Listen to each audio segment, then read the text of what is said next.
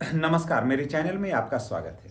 चलिए आज हम आपके लिए लेकर आए हैं बहुत बेहतर वैकेंसी बीपीएससी के माध्यम से जो निकला है वो 26 पदों के लिए आवेदन आमंत्रित किए गए हैं। पद 26 अवश्य है, लेकिन इतना बेहतरीन पद है ना कि आप इसमें अगर आवेदन करते हैं और नौकरी लग जाती है तो आपका जो है ना मन जो है ना वो गदगद हो जाएगा। और सबसे बड़ी बात यह है कि इसमें किताब ले करके जाना है परीक्षा देने के लिए, तो है ना इंटरेस्टिंग। तो चलिए शुरू करते हैं। बीपीएससी क्लर्क वैकेंसी 2025 अपडेट क्या है भाई? तो इसमें आवेदन जो है ना वो प्रारंभ हो गया है। 8 जुलाई से लेकर के 29 जुलाई तक आवेदन इसमें करना है। अगर आप बीपीएससी में क्लर्क बनना चाहते हैं तब ये आपके लिए बहुत ही गोल्डन अपॉर्चुनिटी है। एज की बात कर लेते हैं तो एज है 18 से लेकर के 37 वर्ष। जी हाँ, अगर आप जनरल हैं और ईडब्ल्यूएस हैं तो आपको 18 से लेकर के 37 वर्ष उम्र होना चाहिए। अगर आप ओबीसी हैं और एबीसी हैं तो आपको 18 से लेकर के 40 वर्ष उम्र होना चाहिए। अगर आप एसी एसटी हैं तो 18 से लेकर के 42 वर्ष आपका उम्र होना चाहिए।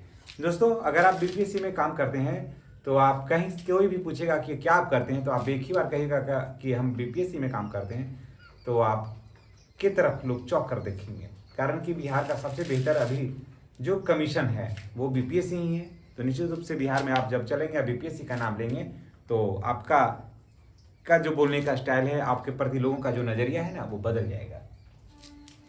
तो एसी एसटी है 18 से 42 वर्ष। टोटल पोस्ट है 26। यहाँ टोटल पोस्ट है 26 अवश्य है, लेकिन बहुत ही शानदार है।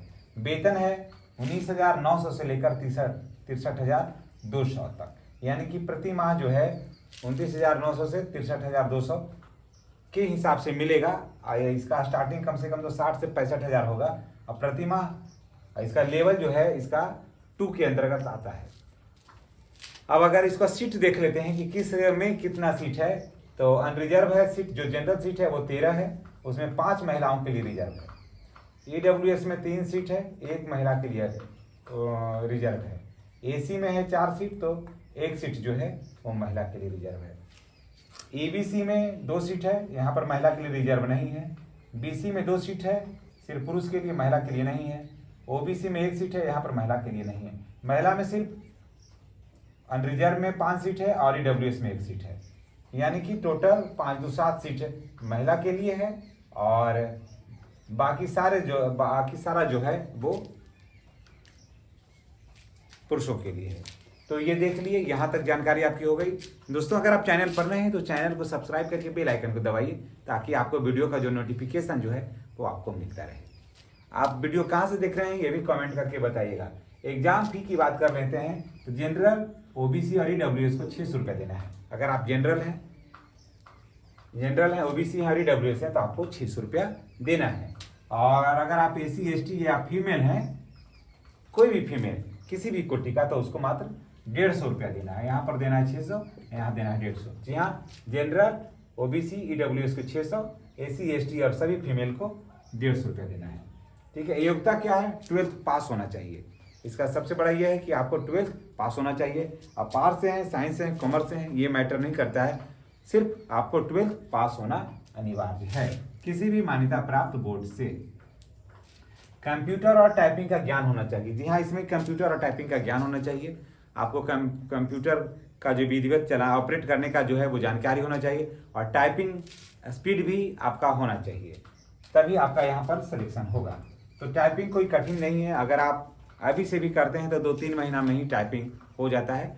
टाइपिंग में ज़्यादा कुछ नहीं है। आप तो मोबाइल आप चला रहे हैं तो वहाँ पर तो ऐसे भी ऑलरेडी आप टाइपिंग कर ही रहे हैं, तो बस उसमें वही सेम चीज़ वहाँ भी है, सिर्फ ज़रूरत होता है उसमें गति लाने का।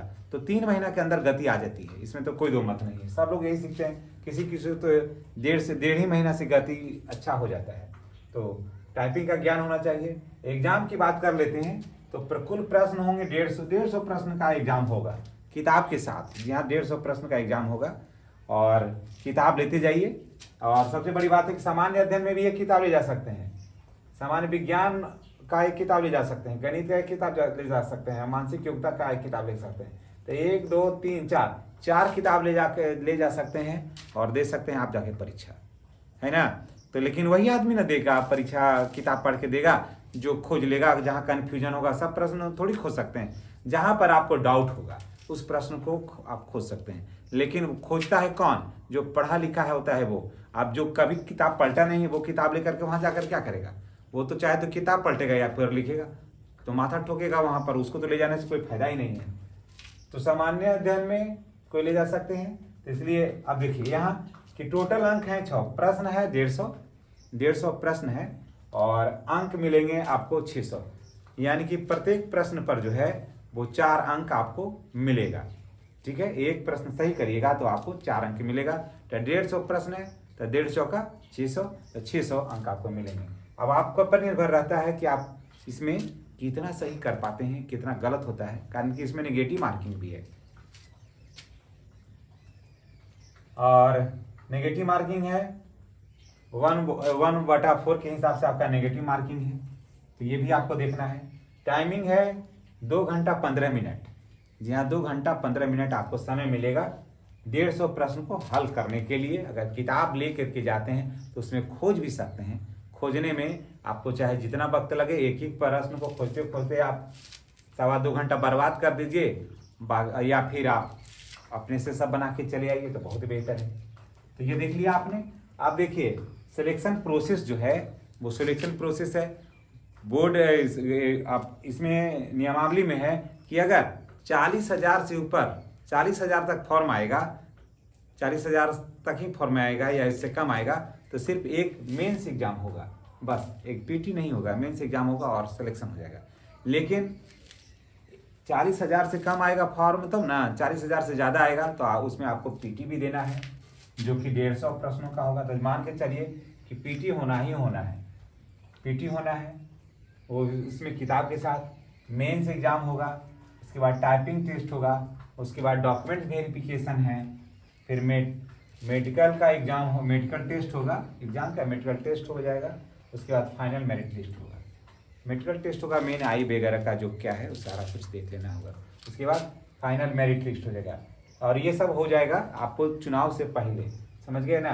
तो मेडिकल और उसके बाद फाइनल डॉक्यूमेंट वेरिफिकेशन सारा कुछ आपको रखना है।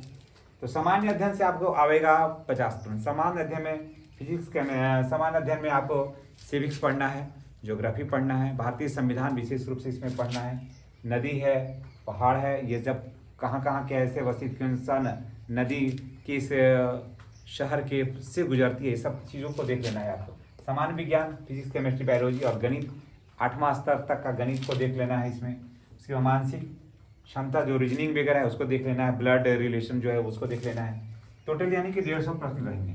इसमें आवेदन करने के लिए आपको www.bpsc.bihar.gov.in पर ये है, इसी पर आपको आवेदन करना है। तो दोस्तों ये जानकारी आपको कैसी लगी है कमेंट करके बताइएगा। और 26 पद जरूर है लेकिन बहुत ही शानदार पद है। इन्हीं बातों के साथ हम आपसे विदा लेते हैं। नेक्स्ट वीडियो में हमारी आपकी पुनः मुलाकात होगी।